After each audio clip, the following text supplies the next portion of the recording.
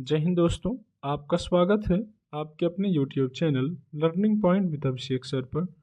दोस्तों, अगर आप चैनल पर नए हैं तो चैनल को सब्सक्राइब कर लीजिए और बेल आइकन प्रेस कीजिए ताकि आप डेली डिक्टेशन पा सकें।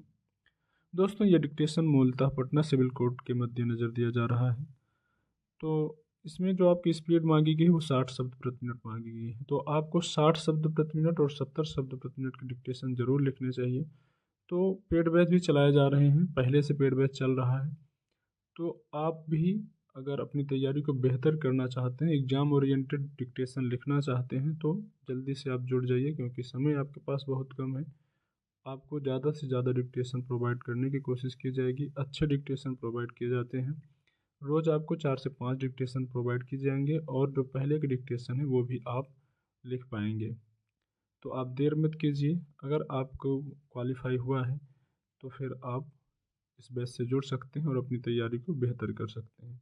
एक बात यह है कि आपको 60 और 70 शब्द प्रति मिनट के डिक्टेशन ज़रूर लिखने हैं। ये ज़रूरी नहीं कि आप हमसे ही लिखें, हमारा बैच ही परचेज करें, लेकिन आपको लिखना ज़रूर है क्योंकि आपको समय मिलेगा। अगर आप 80 शब्द प्रति मिनट या 90 शब्द प्रति मिनट की स्पीड से आपने प्रैक्टिस किया है तो आपको इतना समय मिल जाएगा कि आपको बीच में दिमाग में कुछ ना कुछ आ सकता है।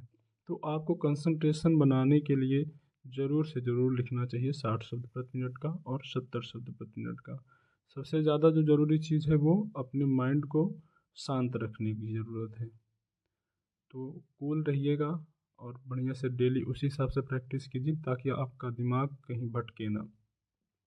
ठीक है, डिक्टेशन शुरू करते हैं। अगर आप बैच ज्वाइन करना चाहते हैं तो आप ज्वाइन कर सकते हैं। फीस इसकी मात्र 299 रुपये रखी गई है और अगर आप बैच को ज्वाइन करना चाहते हैं तो इन नंबरों पर संपर्क कर सकते हैं। 7376422797। दूसरा नंबर है 7393976701। इन दोनों नंबरों पर आप व्हाट्सएप या टेलीग्राम पर हमें मैसेज कर सकते हैं। पेमेंट करने के बाद आपको बैच में जोड़ दिया जाएगा। आपकी डिक्टेशन शुरू होगी 5 सेकंड बाद।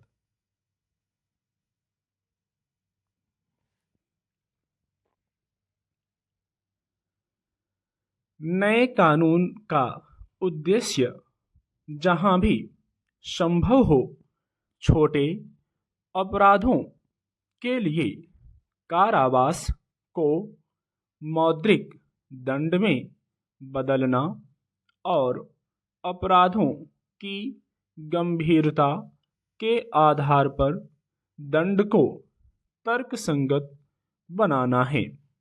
इसका उद्देश्य मामूली या छोटे उल्लंघनों या अनपेक्षित उल्लंघनों के लिए लोगों को अदालत परिसर में घसीटने से बचना है।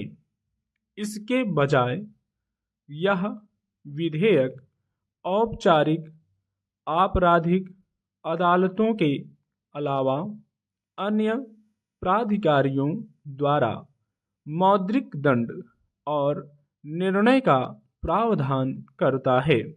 दंडों के युक्तिकरण में उल्लंघनों की प्रकृति और गंभीरता के आधार पर कुछ प्रमुख अपराधों के लिए भारी मौद्रिक दंड पर भी विचार किया गया है। नया विचार यह था कि अधिनियम लागू होने के बाद हर 5 साल में न्यूनतम जुर्माना और दंड में 10% की बढ़ोतरी के प्रावधानों को शामिल किया जाए। इससे अधिनियम में बार बार संशोधन करने से बचा जा सकता है, जिससे मुद्रास्फीति और धन के अवमूल्यन के अनुरूप अर्थदंड और जुर्माने में थोड़ी वृद्धि की सुविधा मिलती है। यह आनुपातिकता के सिद्धांत के आधार पर अपराध की गंभीरता के आधार पर सजा देने में निष्पक्षता भी सुनिश्चित करता है। कम गंभीर अपराधों के लिए सजा के रूप में कारावास को हटाने से आपराधिक अदालतों पर बोझ कम हो जाएगा।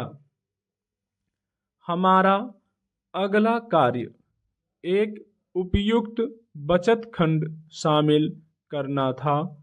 चूंकि नया अधिनियम विभिन्न अन्य अधिनियमों में निहित कई प्रावधानों को निरस्त करता है, इसलिए प्रावधानों के तहत पहले से की गई कार्रवाइयों को निरस्त होने से बचाना आवश्यक था। निरस्त किए जा रहे प्रावधानों को कुछ अन्य अधिनियमों में भी लागू किया गया होगा, जिन्हें फिर से सहेजने की आवश्यकता है। बचत खंड में प्रावधान है कि जन विश्वास कानून अन्य कानूनों के तहत पहले से स्थापित किसी भी अधिकार या दायित्व की वैधता, अमान्यता, प्रभाव या परिणाम को प्रभावित नहीं करेगा। किसी विधेयक का लंबा शीर्षक वह लंबा विवरण होता है जो विधायी पाठ की शुरुआत में दिखाई देता है। यह विधेयक के उद्देश्यों और उद्देश्य को दर्शाता है ताकि पाठक को प्रस्तावित कानून की एक झलक मिल सके। विधायी प्रारूपण में हालांकि लंबे शीर्षक का प्रारूप शुरुआत में ही तैयार किया जाता है, लेकिन प्रारूपण प्रक्रिया के दौरान इसमें संशोधन होते रहते हैं। स्टॉप।